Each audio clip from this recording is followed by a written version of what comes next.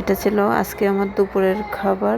আসসালামু আলাইকুম বন্ধুরা, আশা করি সবাই ভালো আছো। আমি আলহামদুলিল্লাহ ভালো আছি।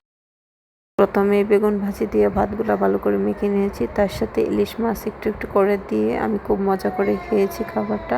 আমার কাছে খুবই ভালো লেগেছে, অসাধারণ একটা খাবার ছিল আজকে বেগুন ভাজি আর ইলিশ মাছ। তারপর নিয়েছি মিক্সড সবজি, অনেকগুলো সবজি দিয়ে সবজিটা রান্না করা হয়েছিল। আলু, পটল, কাঁকরোল, টমেটো এগুলা ছিল একসাথে মিক্স করে সবজি রান্না করা হয়েছিল। এই সবজিটা আমি প্রায় মাঝে মধ্যে খেয়ে থাকি, আমার কাছে ভালো লাগে। আপনারা কি কখনো এরকমভাবে সবজি খেয়েছেন? আমাকে কমেন্ট বক্সে জানাতে পারেন। সবজি দিয়ে ভালো করে ভাত মেখে তার সাথে ইলিশ মাছ দিয়ে আমি খেয়েছি।